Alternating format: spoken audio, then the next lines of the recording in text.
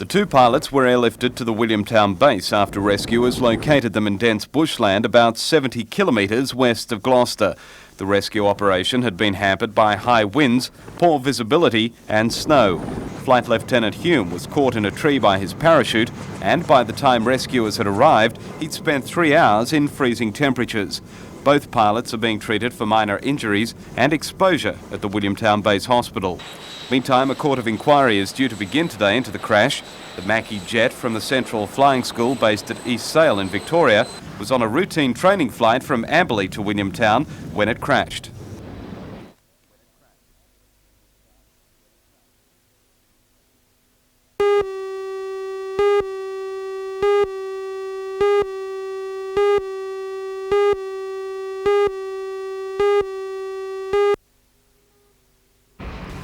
In the news at 6 o'clock, National Trust representatives visit Newcastle to examine the Convict site discovered on SRA land on the harbour foreshore. The site was to have been auctioned off last month, but the sale was postponed after a temporary conservation order was placed on the area. The National Trust says it will recommend the order be made permanent. For all the news, join us tonight at 6.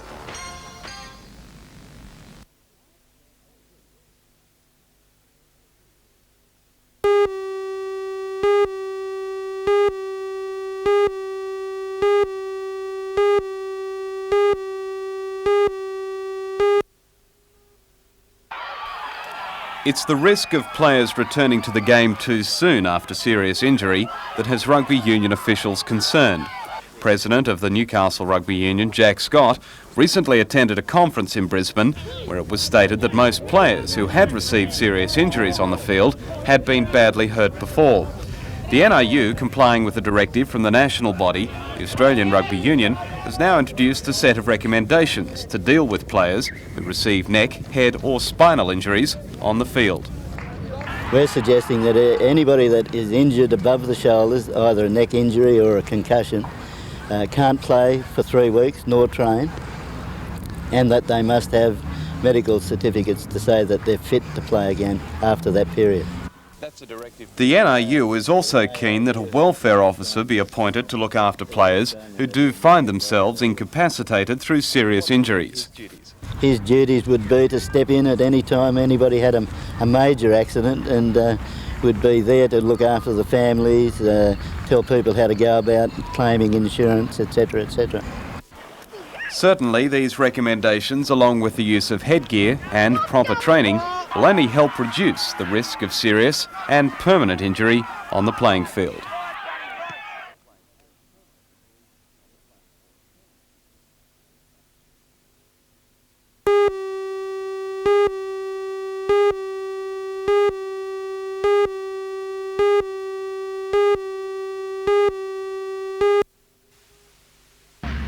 The delegates called the meeting to report on yesterday's discussions in Sydney at the Trades and Labour Council with executives from the Bond Corporation. At the meeting, the Bond representative said that the closure was caused by a downturn in demand for beer and there was no way of postponing the August 25th deadline. The maintenance workers have started a petition with the hope of pressuring local politicians into action. Metal Workers Union delegate Ray Page says the general belief within the plant is that the management wants to sweep the brewery clean of employees and start again with just one union instead of 4. We feel that maybe there could have been a deal done somewhere with one of the unions to maybe open up later on with the one union plant and not have maintenance as such. But bring in contract labour for maintenance, as I say, it's purely speculation. The Bond executives that you met yesterday, they didn't rule out the possibility of starting the plant up again? No, they said that if there was an upswing in the market, then there's all possibility that the plant could reopen.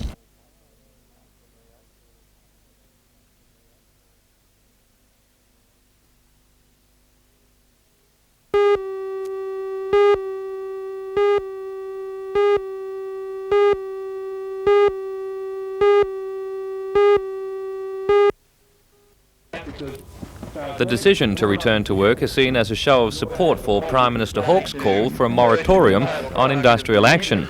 However, the miners say it's conditional on all coal companies abiding by the terms of the tripartite agreement.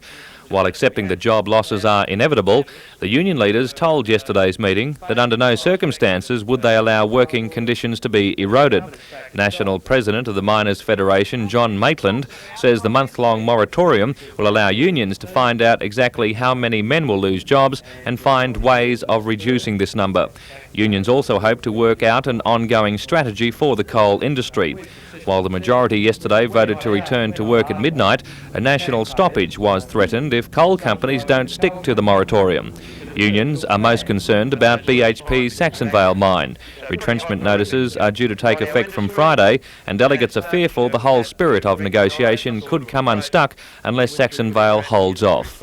Today's meeting obviously made some very large sacrifices. There were men here today who are very concerned about their future, their family's future and their communities, but they were prepared to abide by the moratorium because it's been called by the Prime Minister. For no other reason, they would not have abided by it if it was called by anyone else bar the Prime Minister. And so I think that really that particular company ought to consider doing the same thing and demonstrating a little bit of national interest.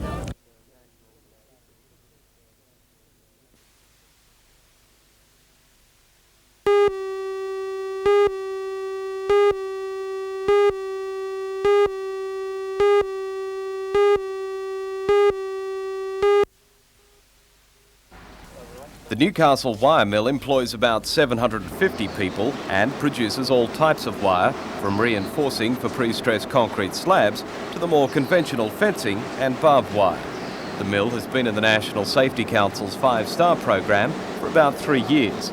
In that time, it has drastically reduced its accident rate and increased its safety awareness. The program itself has been operating in Australia for the last 5 years and involves about 30 corporations in the Hunter and on the Central Coast. Today, Laurie Nicholson from the National Safety Council presented a special certificate to the mill manager, Dennis Bird. Newcastle Wire Mill is the first full manufacturing company in the region to receive a 4-star rating. We have a lot to thank the National Safety Council for, because in 1984 we've always done very well relatively on safety, but we felt we'd reached a plateau and we needed something to help us get further. And the National Safety Council's 5-star program seemed to fit the bill. We spoke with Laurie Nicholson on the matter and we entered into the organisation of the 5-star, and we're very pleased with what's developed from it. Well, the whole idea of the safety program, of course, is to achieve accident prevention in industry, and that's what the National Safety Council is all about. Quite clearly, besides the advantage of having no injuries or minimising the chance of injuries, there is the financial effects on the organisation, because accidents cost big money. So there is the two incentives for people to achieve a high level of safety.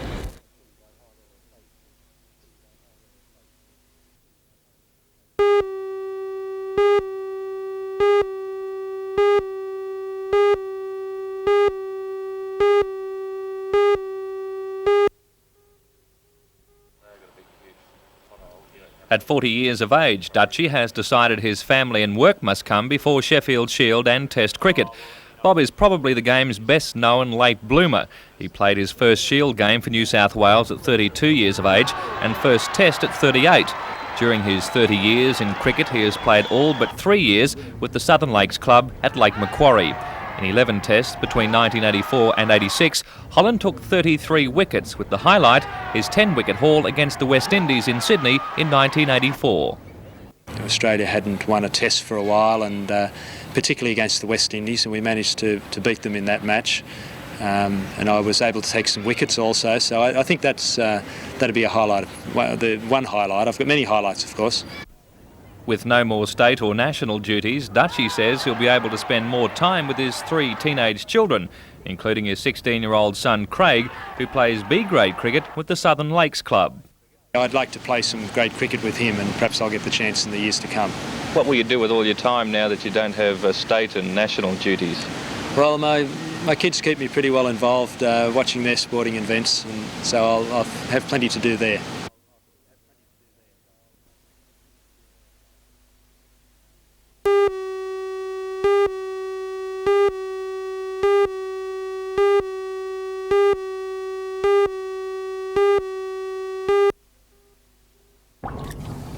Maritime Services Board officials are hopeful that the steps being taken to combat illegal moorings in the Lake Macquarie area will stop further congestion that is predicted when the opening of the Sydney to Newcastle freeway makes access to Lake Macquarie easier for Sydney boaters.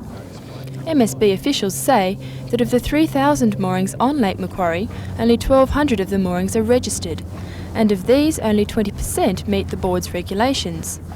The MSB's technically advanced vessel will be cruising Lake Macquarie for 2 months as part of a statewide operation to clean up the increasing number of illegal moorings.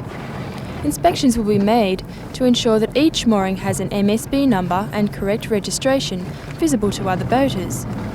Vessels that fail to comply with the board's regulations will be tagged with a warning notice by the board's first female boating service officer, Lynn Preston. That could mean a fine of up to $400 per offence in breach of the legislation. The Hunter Region Manager of the MSB, Mr Glenn Oakley, says that the problem has risen to such heights because previous to this year the MSB was centralised in Sydney. Thus it was difficult to maintain all waterways within the state. However, as of June this year, the MSB now has an office in Newcastle, making observations of illegal moorings on Lake Macquarie much easier to detect. Mr Oakley stresses that the purpose of the exercise is primarily to ensure the safety and beauty of Lake Macquarie, and it is not merely an exercise for raising revenue. So if any of Newcastle's boaters find that they are in breach of the MSB's regulations, August the 31st is the deadline to correct them, or you may risk a fine of up to $400.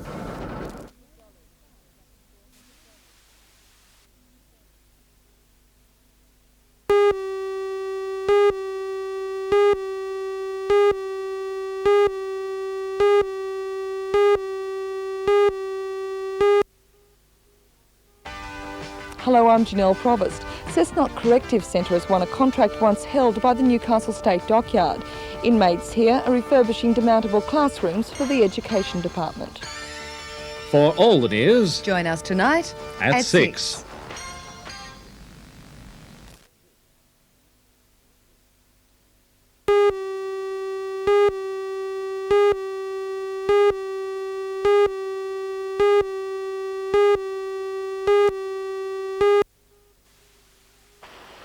Mr Brown says the brewery at Cardiff is one of the most efficient and profitable in the state, with a profit last year of $14 million. Mr Brown says the Bond Corporation's figures of falling consumption of beer don't stand up as a reason for the closure when it's compared with the national increases in beer production over the past 2 years. The figures just don't seem to provide the sort of justification basis that an exercise of this kind would I think, demand, especially when it's something approaching 150 employees who are going to be displaced on the 25th of August as a result of this decision having been made. Mr Brown has called on the Minister for Industry, Senator John Button, to hold an inquiry into the closure and find out the real reason for the sackings. He says it's unacceptable to disrupt the lives of the employees and their families if all Mr Bond is doing is pursuing his own industrial and political strategy. Would you support a boycott of Bond products? If I were not satisfied that the reasons for the closure of the brewing capacity at Cardiff were adequate, I would certainly support it.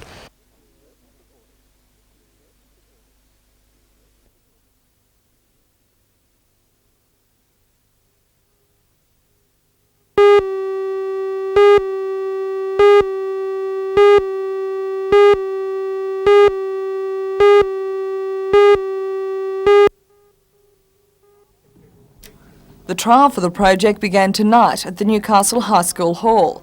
John says that since he announced he'd be selling the cheap food, he's been inundated with calls. During his years in finance, John saw many people in need, and he decided they should have access to food without the added cost of the middleman. So instead of this parcel of bread, cereal, fruit and vegetables costing $21, if you can produce a pension or a compensation card, you can buy it for $10. John hopes to get the project off and running each Thursday, but he says it depends on finding a permanent venue and establishing a demand. He's bought this week's food and hopes the profit it makes will enable him to buy next week's supply. While he says it's a non-profit community service, he insists it's not a charity. What I buy it for everybody else can buy it for. I haven't done anything spectacular. I've just bought it and they're offering it for the price I'm getting it. I'm just putting the effort in to get it here.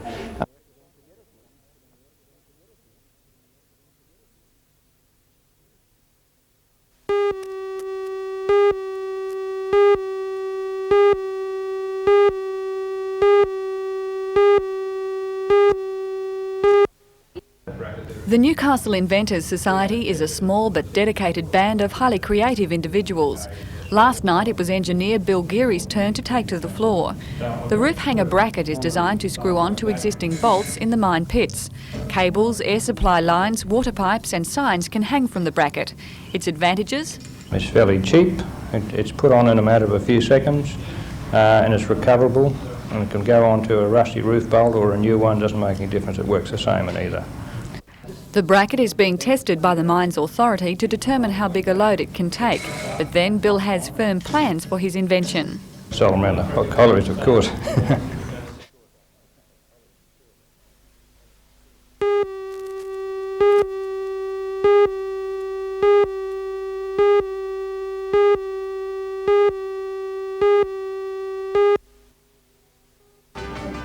Hello, I'm Janelle Provost. 137 miners at BHP's Saxon Vale mine received their termination pay today. The men say there's no bitterness for the 110 workers who have retained their jobs. For all the news, join us tonight at 6.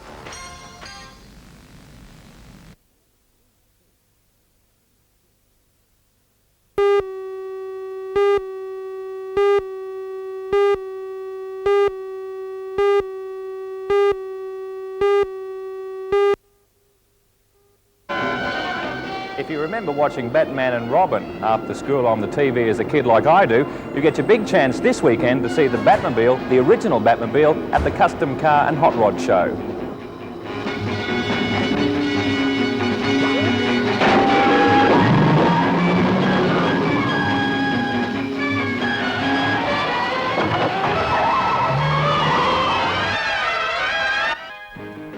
The Batmobile is 6 metres in length, weighs 2.5 tonnes and is valued at $1 million. It's also the original that was used in the Batman series that was made during the 60s. This year's show will feature vehicles worth a total of $4 million. 120 cars will go on show, including Australia's top hot rods, street rods, custom vehicles and performance vehicles. Competition machines, bikes, vans and kit cars will also be on show. This year's is the 24th annual Rickshaw's Hot Rod and Custom Car Show and will open to the public tomorrow from 9 a.m. till 10 p.m. and from 9 till 5 Sunday at the Farmers Wool Store at Wickham. But what's this? Getting back to the star of the show, not only will you be able to get to see the Batmobile, but for $6 you'll be able to get your photograph taken in it. Holy nostalgia, Batman!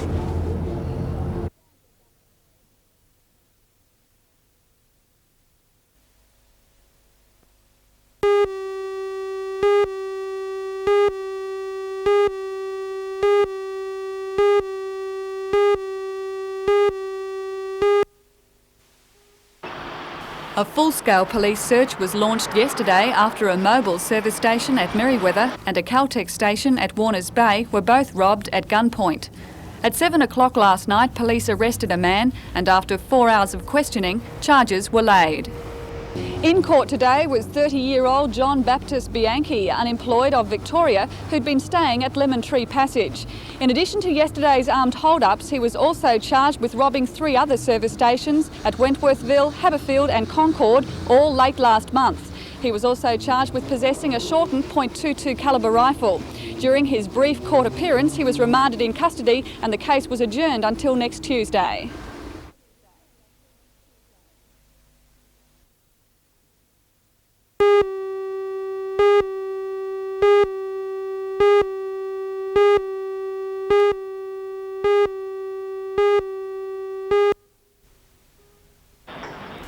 Today's challenge was the 6th annual tournament with 14 teams taking part. They represented public utilities such as the DMR, Fire Brigade and Air Force. Each service selected its best 4 with the competition taken very seriously. In fact, in the Urban Transit Authority team was Gary Baker, who will play in next week's District Pairs final.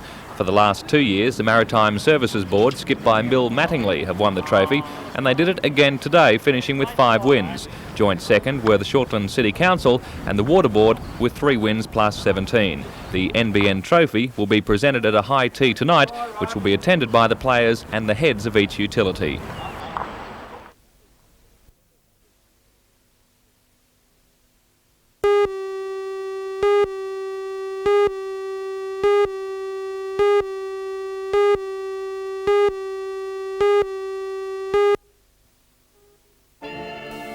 Education Week in the Hunter was given its official start with a church service in Christchurch Cathedral. The Warners Bay High School Band battled the strong wind as it played a welcome for official guests from church, business and civic bodies. And of course there were the children, representing more than 100 schools in the area. In his opening address, New South Wales Director of Schools, Peter Bray, delivered a salvo at those who've been critical of the state education system. He said schools have a responsibility to promote education which is relevant to the needs of students. He said it was vital that they learn not only how to spell compassionate, but how to be compassionate. During the week, schools across the region will be running special activities, and parents are invited to attend and see the education process at work for themselves. Today, Kurri Kurri High held its open day with a distinctly bicentennial flavour. Instead of lessons from a book, it was a chance for education of a different sort. 6 craftspeople were brought up from Old Sydney Town to spend the day demonstrating and teaching their particular skills. Local primary schools were also invited to peruse Kurri High's local history museum. First started 16 years ago in a classroom, the collection has grown to an impressive size. The school hopes soon to be able to open the museum to the public on weekends. Lessons start again tomorrow, but for today, listening to the bush band and watching a tinsmith at work, the school could easily have taken a step back in time.